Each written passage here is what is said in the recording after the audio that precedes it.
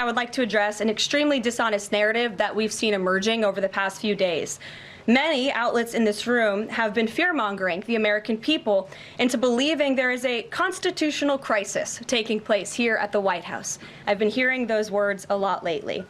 But in fact, the real constitutional crisis is taking place within our judicial branch, where district court judges in liberal districts across the country are abusing their power to unilaterally block President Trump's basic executive authority. We believe these judges are acting as judicial activists rather than honest arbiters of the law. And they have issued at least 12 injunctions against this administration in the past 14 days, often without citing any evidence or grounds for their lawsuits. This is part of a larger concerted effort by Democrat activists and nothing more than the continuation of the weaponization of justice against President Trump. Quick news flash to these liberal judges who are supporting their obstructionist efforts: 77 million Americans voted to elect this president. And each injunction is an abuse of the rule of law and an attempt to thwart the will of the people. Trump's fascist White House is announcing that their latest target is the judicial branch.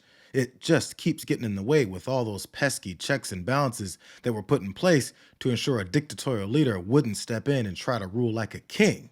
I mean, the MAGA media agrees. If anyone is precipitating a constitutional crisis, it's these appointed judges who are standing in the way of President Trump's Article 2 authority. Yeah, and I think Caroline addressed that, pointing back to the president's answer on this question, saying they are going to continue to fight these orders, but they believe that they're misplaced and the executive action that they're taking is justified in how this money is spent. Caroline Leavitt says that the judicial branch is causing the constitutional crisis by carrying out its role. So in order for the red hats to not get confused by facts, the state-run media at Fox News has to repeat it. They've already got the Republican-controlled legislative branch to hand their power over to Trump so that judges are the last line left. Just enacting your agenda and looking for waste is now something that requires a nationwide injunction to stop. Congress has got to step in on this nationwide injunction issue. I think that's like right up there with election integrity.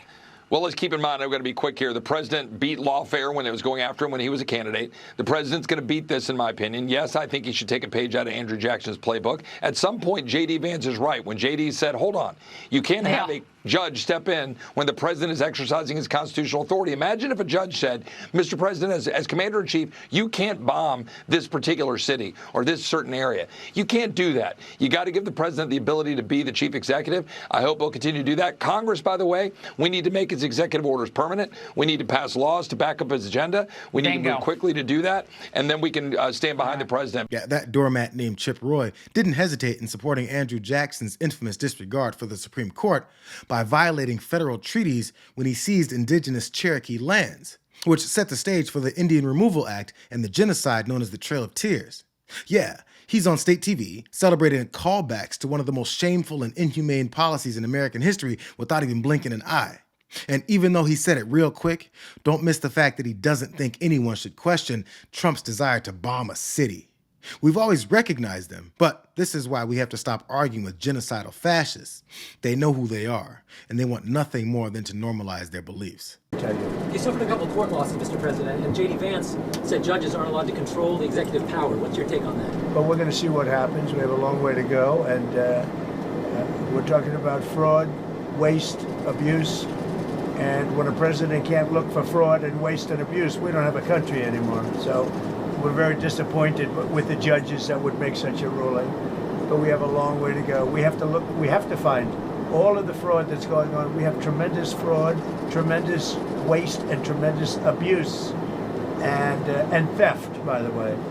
And the day you're not allowed to look for theft and fraud, etc., then we don't have much of a country. So no judge should be. No judge should frankly be allowed to make that kind of a decision. It seems hard to believe that judges want to try and stop us from looking for corruption, especially when we found hundreds of millions of dollars worth, much more than that, in just a short period of time. And we want to weed out the corruption. And it seems hard to believe that a judge could say, we don't want you to do that. Well, so maybe we have to look at the judges, because that's a very serious, I think it's a very serious violation. He wants to look at the judges because they're violating his feelings and belief that he should be a dictator. Make sure you pay attention to this administration's justification for the extreme power grab that they're trying to sell.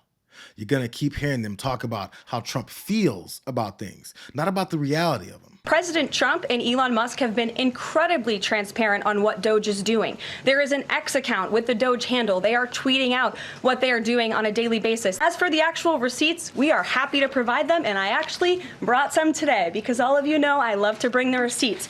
We have contracts upon contracts that we can send and provide this information to you. Let me be very clear. We are not trying to hide anything. We have been incredibly transparent, and we will continue to be.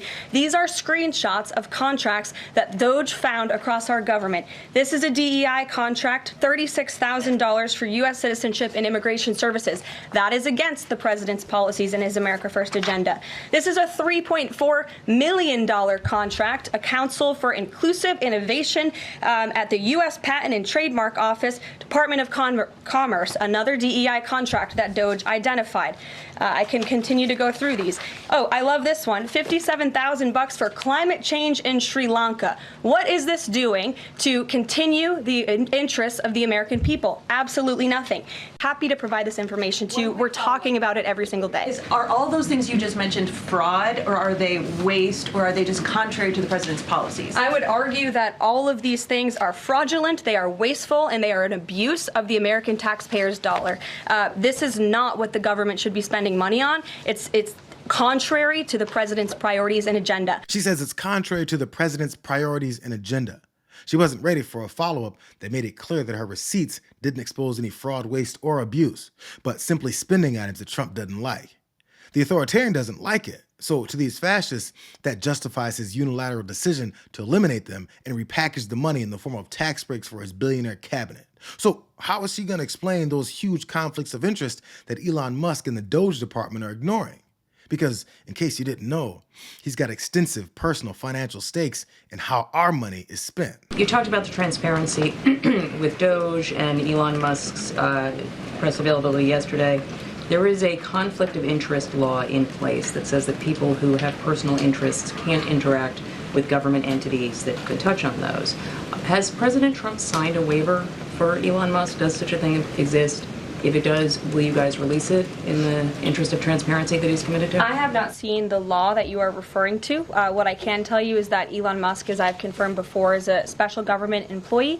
He is filing the proper financial disclosure, and he is complying with all applicable federal laws. As you also heard, Elon address this directly yesterday in the alleged conflict of interest, and he said everything he's doing is very public, and if you all perceive a conflict of interest, you're welcome to bring that up. And as the president said, if he feels like Elon is engaging in something that's a conflict of interest, he will tell Elon not to do that. And Elon also said yesterday that before he moves forward with anything, he consults with the President of the United States. So we're very confident with the ethics and the guardrails that have been put in place. Yeah, no, for real.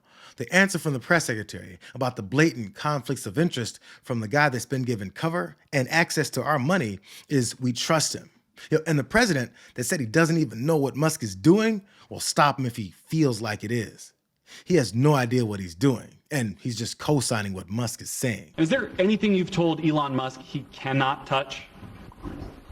Well, we haven't discussed that much. I'll tell him to go here, go there. He does it. He's got a very capable group of people.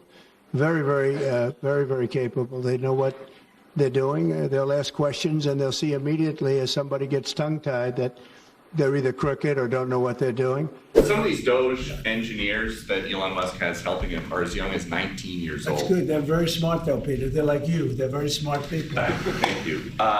Have you met any of these guys? No, I haven't seen them. They work actually out of the White House. They're smart people. He hasn't met them, doesn't know who they are, and is clueless to their backgrounds. All he knows is that the guy that he's clearly given unfettered access to told him that they're smart. He's a figurehead authoritarian leader whose purpose is to keep MAGA supporters fed full of hate so that the oligarchs and fellow white supremacists can obtain our money and power in this country. And if media outlets keep asking too many revealing questions, they'll be banned for the most insignificant reasons. Retaliatory in nature is the argument, because the reason that the AP was barred, which they said was because they're not using the phrase Gulf of America, they're using Gulf of Mexico in line with their standards. And so the question here is this setting a precedent that this White House will retaliate against reporters who don't use the language that you guys believe reporters should use? And how does that align with the First Amendment commitment that you were just talking about? I was very upfront in my briefing on day one that if we feel that there are lies being pushed by outlets in this room, we are going to hold those lies accountable. And it is a fact that the body of water off the coast of Louisiana is called the Gulf of America. And I'm not sure why news outlets don't want to call it that, but that is what it is. The Secretary of Interior has made that the official designation in the Geographical Identification Name Server. And Apple has recognized that. Google has recognized that. Pretty much every other outlet in this room has recognized that body of water as the Gulf of America. And it's very important to this administration that we get that right.